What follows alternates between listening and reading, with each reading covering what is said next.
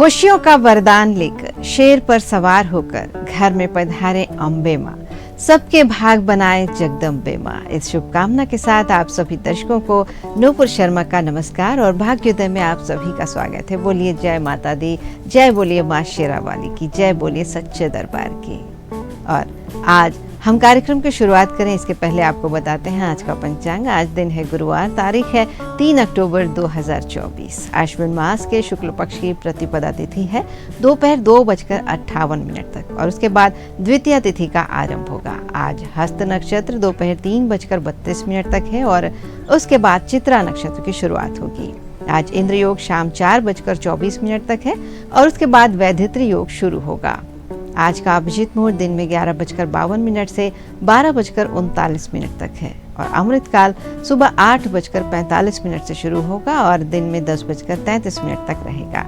आज राहु काल दोपहर 1:43 से दोपहर 3:12 तक है। सूर्य कन्या राशि पर भ्रमण कर रहे हैं और चंद्रमा भी शाम 5:06 तक कन्या राशि पर है और उसके बाद तुला राशि पर संचार करेंगे। और आज से नवरात्रि और शरद ऋतु की शुरुआत हो रही है और साथ ही आज अग्रसेन जयंती भी है। शारदीय नवरात्र आज 3 अक्टूबर 2024 से शुरू हो रही है दोपहर के समय से और इसका समापन 12 अक्टूबर 2024 को दशहरे के दिन होगा। तो आज आपको बहुत सारी बातें बताएंगे नवरात्रि के बारे में। नवरात्रि का पहला दिन माँ शैलपुत्री का होता है और बाकी दिन कौन से होते हैं ये सारी तिथियां आपको बता देते हैं। नवरात्रि का पहला दिन माँ शैलपुत्री का आज 3 अक्टूबर 2024 गुरुवार के दिन मनाया जा रहा है। नवरात्रि का दूसरा दिन होगा जिस दिन माँ ब्रह्मचारिणी की पूजा होगी, कल 4 अक्टूबर 2024 शुक्रवार के दिन। नवरात्रि का तीसरा दिन माँ चंद्रघंटा की पूजा 5 अक्टूबर 2024 शनिवार के दिन होगी। नवरात्रि का चौथा दिन माँ कूष्मांडा की पूजा 6 अक्टूबर 2024 रविवार के दिन होगा। नवरात्रि का पांचवा दिन माँ स्कंद माता की पूजा का दिन 7 अक्टूबर 2024 सोमवार के दिन है। नवरात्रि का छठवां दिन माँ कात्यायनी की पूजा 8 अक्टूबर 2024 मंगलवार के दिन। नवरात्रि का 7वां दिन माँ कालरात्रि की पूजा होगी 9 अक्टूबर 2024 बुधवार के दिन।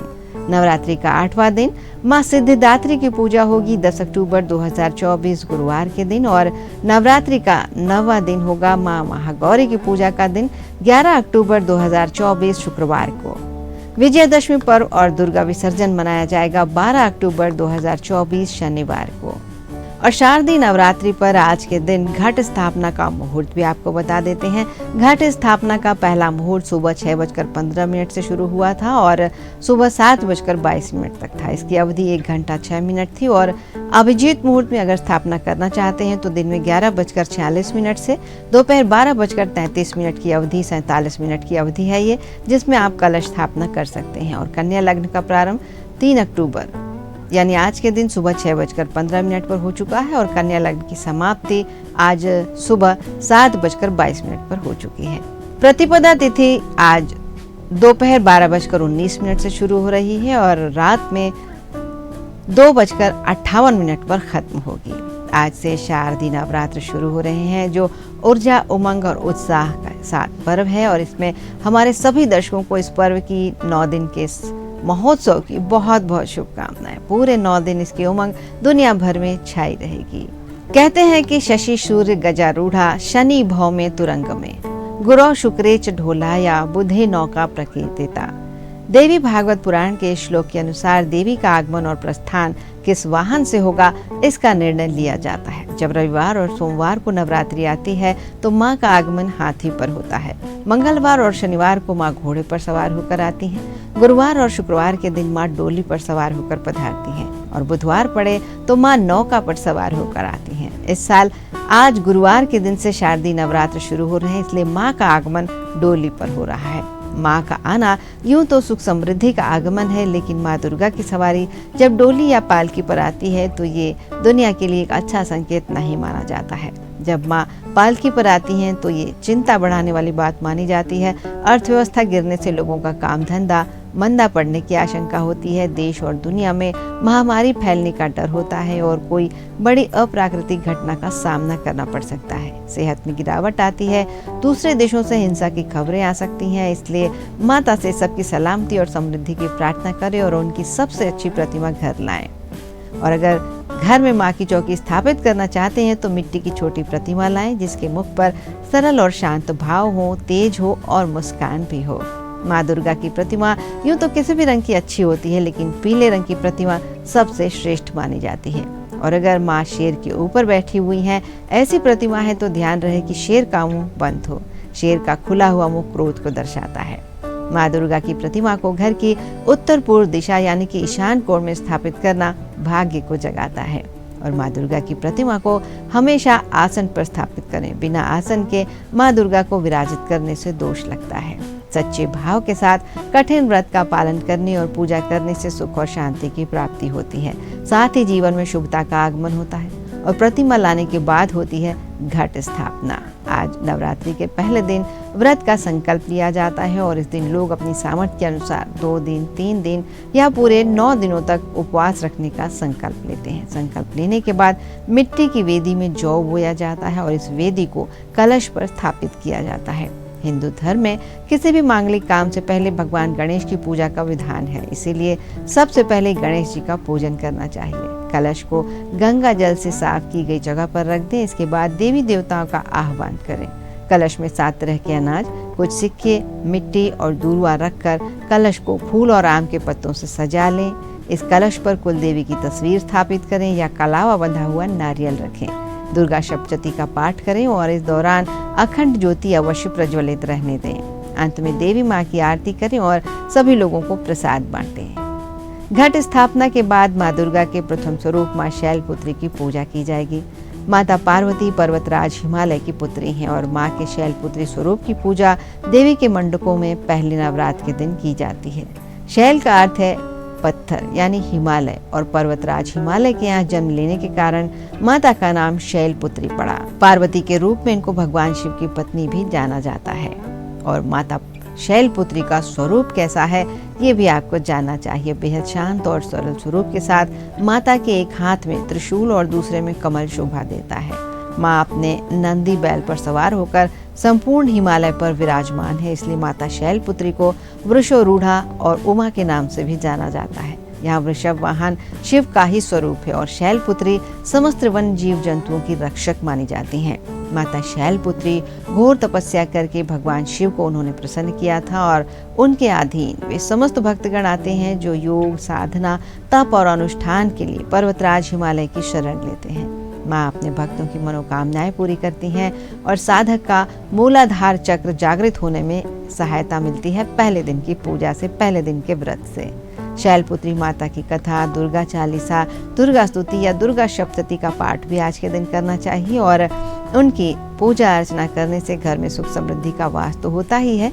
उन्हें शुद्ध देशी घी बहुत पसंद है, इसलिए उन्हें इसकी मिठाई का भोग जरूर लगाना चाहिए। और नवरात्रों के शुरू होने के साथ ही हम खरीदने की होड़ लग जाती है वाहनों की। तो किस तिथि पर वाहन खरीदें ये भी आपको बताते हैं। वाहन खरीदने के लिए प्रतिपदा, तृतीया, पंचमी, षष्ठी, दशमी, एकादशी, त्रयोदशी और पूर्णिमा तिथि सबसे अच्छी मानी जाती है। और कुछ तिथियां ऐसी भी हैं जबकि वाहन खरीदने से बचना चाहिए। यह है अमावस्या तिथि, मंगलवार, शनिवार और राहु काल। इस समय वाहन ना खरीदें। फेस्टिवल सीजन में सबसे ज्यादा बिकने वाली वस्तुओं में वाहन का नाम शामिल होता है, चाहे वो नवरात्रि हो या धनतेरस। लोग गाड़ियां खरीदने के लिए इस मौके का बेसब्री से इंतजार करते हैं और इसका इंतजार ऑटोमोबाइल कंपनियां भी करती हैं। इस समय डिलीवरी लेने के लिए लोग प्री बुकिंग करा कर भी रखते हैं। तो हमने दिन भी देख लिया, लेकिन वाहन आज के समय की ज़रूरत है क्योंकि दूरियां अधिक हैं और हम उन्हें जल्दी जल्दी कवर करना चाहते हैं। शुभ समय के दौरान वाहन खरीदने से मालिक के लिए बड़ी सफलता का मार्ग प्रशस्त हो जाता है। यदि वाहन खरीदने का विचार कर रहे हैं तो शुभ समय के दौरान वाहन खरीदने से वाहन मालिक को दीर्घकालिक सौभाग्य मिल सकता है, वाहन को समस्याओं से बचाया जा सकता है, दुर्घटनाओं से उसकी रक्षा होती है। यानी शुभ मुहूर्त में वाहन खरीदने से एक अतिरिक्त सुरक्षा मिल सकती है। तो दिनों की बात हमने की कि सोमवार, बुधवार, गुरुवार, शुक्रवार और रविवार के दिन वाहन खरीदने के लिए बेहतर होते हैं। शनिवार और मंगलवार के दिन वाहन खरीदना उचित नहीं है और 7 दिनों में सबसे भाग्यशाली दिन शुक्रवार होता है। इनके अलावा कई शुभ नक्षत्र और मुहूर्त भी हैं जो सप्ताह के अलग अलग दिनों में पड़ते हैं, जिनमें से किसी भी दिन वाहन खरीदा जा सकता है। एकादशी को भी वाहन खरीदने के लिए एक शुभ दिन माना जाता है। वाहन खरीदने के लिए अच्छे नक्षत्रों की बात करें तो अश्विनी, रोहिणी, मृगशिरा, पुनर्वसु, पुष्य, हस्त, चित्र, स्वाति, अनुराधा, ज्येष्ठा, श्रवण, धनिष्ठा, शतभिषा और रेवती नक्षत्रों में वाहन खरीदना शुभ माना जाता है। और कुछ अन्य नक्षत्र अश्विनी, मघा, चित्रा भी वाहन खरीदने के लिए ठीक माने जाते हैं। तिथियों की बात करें तो वाहन खरीदने के लिए प्रथमा, तृतीया, पंचमी, षष्ठी, दशमी, एकादशी और त्रयोदशी तिथियां शुभ मानी जाती हैं और इसके अलावा पूर्णिमा तिथि को भी वाहन खरीद सकते हैं। वैदिक ज्योतिष के अनुसार राहु एक अशुभ ग्रह है जो व्यक्ति के जीवन में बुरे परिणाम ला सकता है। राहु को अक्सर शुभ कार्यों में परेशानी पैदा करने के लिए जाना जाता है, इसलिए हमेशा ये सलाह दी जाती है कि राहु काल या इस समय के दौरान अच्छे काम नहीं करने चाहिए। अच्छे दिनों में भी राहु काल से बचना चाहिए क्योंकि ये अशुभ समय माना जाता है। राहु काल में लोगों को वाहन खरीदने या बेचने से भी बचना चाहिए। और कुछ ऐसी तिथियां भी हैं जो राहु काल के अलावा भी वाहन खरीदने के लिए शुभ नहीं मानी जाती, जिनमें से एक है अमावस्या तिथि, मंगलवार का दिन, शनिवार का दिन और राहु काल। ये ऐसे समय है जब वाहन खरीदने से बचना चाहिए। और वाहन खरीदने की बात आती है तो अमावस्या तिथि को भी छोड़ देना चाहिए क्योंकि ये किसी नए काम को शुरू करने के लिए शुभ नहीं मानी जाती। इसके अलावा जिस तारीख को वाहन खरीदने की योजना बना रहे हैं उस दिन चंद्रमा जातक की कुंडली में छठे, 8वें या 12वें भाव में नहीं होना चाहिए। और एक और महत्वपूर्ण बात यह है कि हमेशा अपनी कुंडली का एनालिसिस किसी एक्सपर्ट ज्योतिषी से करवाना चाहिए ताकि आप जान सकें कि आपकी कुंडली में ग्रहों की स्थिति के आधार पर कौन सा दिन आपके लिए सही है। और जब आप वाहन खरीदते हैं तो उसकी पूजा भी की जाती है, तो नए वाहन की पूजा कैसे करें ये भी जानना बहुत ज़रूरी है। जब कोई नया वाहन, कार हो, बाइक हो, साइकिल, ऑटो, ट्रैक्टर, ट्रक जो भी आप खरीदते हैं घर या प्रतिष्ठान में लाएं तो सबसे पहले उसकी पूजा की जाती है। उसकी पूजा किस तरह करें जिससे नए वाहन और वाहन मालिक के सामने कोई परेशानी ना आए, ये भी चलिए आपको आज बताते हैं। और अगर किसी मंदिर में पूजा कराने जाते हैं तो चूंकि आपको वाहन की पूजा करानी है, इसलिए जिस भी देव हैं उनके पहले वाहन की पूजा करें, उसके बाद देवता की पूजा करें। जैसे गणेश जी के मंदिर में अगर आप जाते हैं तो पहले चूहे की पूजा करें, मूषक की पूजा करें, उसके बाद गणेश जी की पूजा करें। शिव मंदिर में जाते हैं तो पहले नंदी की पूजा करें, उसके बाद शिव जी की पूजा करें। कोशिश करें कि नए वाहन के पूजन के बाद ही उसे चलाया जाए। अगर ऐसा करते हैं तो इससे ज़्यादा शुभ माना जाता है। नया वाहन घर में लाने के बाद विधि विधान से उसकी पूजा की जाए तो इससे कई प्रकार के अरिष्ट कम होते हैं, खत्म होते हैं। वाहन के माध्यम से नुकसान या वाहन कष्ट की संभावना खत्म हो जाती है। नए वाहन की पूजा के लिए कपूर, नारियल, फूल माला, अक्षत, जल का कलश, गुड़ या मिठाई, कलावा, सिंदूर, घी, गंगा जल का होना आवश्यक है। और घर में नए वाहन के प्रवेश से पहले जमीन पर आम के पत्तों से 3 बार गंगा जल छिड़कें। अगर गंगा जल नहीं है तो ताजे जल का इस्तेमाल कर सकते हैं। जल छिड़कने से वाहन घर का हिस्सा बनता है।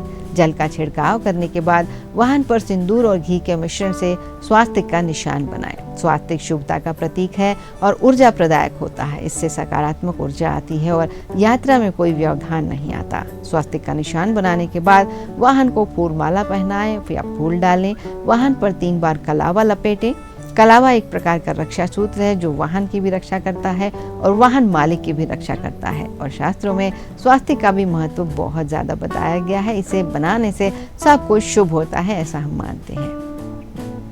घर के बाहर वाहन की कपूर से आरती करें और कपूर की राख से वाहन पर एक तिलक लगा दें। राख का तिलक वाहन को नजर दोष से बचाता है। इसके बाद कलश में रखे जल को वाहन के दाएं और बाएं ओर डाल दें। ऐसा करने से वाहन के लिए स्वागत का भाव प्रदर्शित होता है। अब अपने वाहन पर एक मिठाई रखें जो पूजा के बाद गाय को खिलाना चाहिए। वाहन में आप गणपति और हनुमान की प्रतिमा रख सकते हैं। ड्रैगन और गेंडे भी सुरक्षात्मक प्रतीकों के 2 सामान्य उदाहरण हैं जो अपनी ताकत से वाहन को चोरी से बचाते हैं। चोरी रोकने के अलावा ये सौभाग्य भी लाते हैं और गाड़ी चलाते समय दुर्घटना से भी बचाते हैं। उड़ते हुए हनुमान जी की मूर्ति भी आप अपने वाहन में लगा सकते हैं। पूजा के अंतिम चरण में नारियल लेकर वाहन की चारों ओर 7 बार चक्कर लगाएं और नारियल को वाहन के सामने फोड़ दें। ध्यान रहे कि जब भी वाहन को पहली बार स्टार्ट करें तो वाहन को इसी नारियल के ऊपर से गुजारें। अगर हो सके तो वाहन के लिए पीली कौड़ी लें और इसे काले धागे में पिरो लें। बुधवार के दिन काले धागे वाली कौड़ी को अपने वाहन पर लटका दें। इसके अलावा काले धागे में लोहे की एक कील बांधकर भी वाहन पर लटका सकते हैं। ऐसा करने से वाहन और वाहन चालक दोनों की रक्षा होती है। इसके अलावा नवरात्रि के 9 दिनों में घर में कुछ विशेष चीजें लाना बहुत शुभ माना जाता है। इन चीजों से माता रानी प्रसन्न होती हैं और अपने भक्तों पर कृपा बरसाती हैं। धार्मिक रूप से नवरात्रि के दिनों में चांदी का सिक्का घर में लाना बहुत शुभ माना जाता है। इसे माता लक्ष्मी का स्वरूप माना जाता है और नवरात्रि के 9 दिनों में इस सिक्के की पूजा करने से घर में समृद्धि आती है और धन धान्य की वृद्धि होती है। अगर आपके घर में अभी तक तुलसी का पौधा नहीं है तो नवरात्रि के अवसर पर इसे लेकर आएं और घर के उत्तर पूर्व दिशा में या पूर्व दिशा में या फिर उत्तर दिशा में इसे आप लगा सकते हैं और इसकी पूजा करने से माता रानी बहुत प्रसन्न होती हैं। इसके अलावा माता लक्ष्मी की तस्वीर या मूर्ति भी इस दौरान लाना शुभ होता है। उन्हें दुर्गा का ही एक स्वरूप माना जाता है और उनकी पूजा से घर में सुख और समृद्धि बनी रहती है। आर्थिक परेशानियों से भी मुक्ति मिलती है। इसके अलावा माता रानी के श्रृंगार के 16 सामान नवरात्रि के दौरान आप ला सकते हैं। 16 श्रृंगार माता को अर्पित करें, ये भी महत्वपूर्ण होता है। इसके अलावा किसी सुहागन महिला को भी आप ये सामान दे सकते हैं और अखंड सौभाग्य की इससे प्राप्ति होती है। इसे किसी सुहागन को आप दान करें, ब्राह्मणी को दान कर दें या मंदिर में भी दान कर सकते हैं। जिस प्रकार से माता रानी का 9 दिनों में अलग अलग श्रृंगार किया जाता है, अलग अलग भोग लगाए जाते हैं, उसी प्रकार उनके हर रूप के लिए उनके अलग अलग फूल भी होते हैं जिनको चढ़ाने से वे प्रसन्न होती हैं। तो आज पहले दिन से शुरू करके आने वाले 9 दिनों तक आप कौन से फूल उन्हें चढ़ाएं, ये भी आपको बताते हैं। आज पहले दिन माँ दुर्गे के शैलपुत्री स्वरूप की पूजा की जाती है और माँ शैलपुत्री को गुड़हल का लाल फूल, गुलाब का फूल या सफ़ेद कनेल का फूल अति प्रिय होता है। तो अगर आप माँ को खुश करना चाहते हैं तो उन्हें गुड़हल, कनेर या गुलाब का फूल चढ़ाएं। नवरात्रि के दूसरे दिन माँ दुर्गा के ब्रह्मचारिणी स्वरूप की आराधना की जाती है और माँ ब्रह्मचारिणी को गुलदावली का फूल और वटवृक्ष का फूल बेहद पसंद है। अगर चाहते हैं कि आपकी सभी मनोकामनाएं पूरी हों तो माता ब्रह्मचारिणी को दूसरे दिन यही फूल अर्पित करें। नवरात्र के तीसरे दिन माँ दुर्गा के चंद्रघंटा स्वरूप की पूजा होती है और माँ चंद्रघंटा को कमल का फूल और शंखपुष्पी का फूल अर्पित कर सकते हैं। ये फूल माता को काफ़ी पसंद है और कहा जाता है कि इससे वे जल्दी प्रसन्न होती हैं। चौथे दिन आप माँ कूष्मांडा स्वरूप की पूजा करते हैं और उनकी पूजा में उन्हें चमेली का फूल चढ़ाएं तो वे बहुत खुश होती हैं, या फिर पीले रंग का फूल भी चढ़ा सकते हैं। इससे अच्छे स्वास्थ्य का आशीर्वाद मिलता है। 5वें दिन माँ दुर्गा के स्कंद माता स्वरूप की पूजा होती है। माँ को पीला रंग पसंद है तो आप माता को कोई भी पीले रंग का फूल चढ़ा सकते हैं। ऐसा करने से माता खुश होती हैं और मनोकामनाएं पूरी करती हैं। नवरात्रि के 6वें दिन माँ दुर्गे के कात्यायनी स्वरूप की पूजा की जाती है। माँ कात्यायनी को गेंदे के फूल और बेर के फूल बहुत पसंद होते हैं और ये फूल अर्पित करने से घर में सुख समृद्धि का वास होता है। नवरात्रि के 7वें दिन माता दुर्गा की कालरात्रि स्वरूप की पूजा अर्चना की जाती है। माँ कालरात्रि को नीले रंग का कृष्ण कमल, नील कमल बहुत प्रिय होता है। ये फूल ना मिले तो आप कोई भी नीले रंग का फूल माता को चढ़ा सकते हैं, जिसमें नीले अपराजिता के फूल भी आप अर्पित कर सकते हैं। इससे माता की कृपा पूरे परिवार पर बनी रहती है। नवरात्रि के 8वें दिन माता दुर्गा का महागौरी स्वरूप पूजा जाता है, जिन्हें मोगरे का फूल बहुत पसंद होता है। माँ को ये फूल अर्पित करने से घर पर माँ की कृपा बनी रहती है और भक्तों की मनोकामनाएं पूरी होती हैं। नवरात्रि के 9वें दिन माता दुर्गे के सिद्धिदात्री स्वरूप की पूजा की जाती है और माँ सिद्धिदात्री को चंपा के फूल बहुत प्रिय होते हैं। माता को ये फूल चढ़ाने से हर मनोकामना जरूर पूरी होती है। माँ दुर्गा की कृपा खुशियाँ बनकर बरसे, राहों को रोशन करे, रोशनी बनकर। इसी कामना के साथ आज के भाग्योदय से नूपुर शर्मा को यही अनुमति दीजिए। आप सभी दर्शकों को मेरा नमस्कार। कल सुबह 8:30 पर आपसे एक बार फिर भेंट होगी। आपका दिन मंगलमय हो।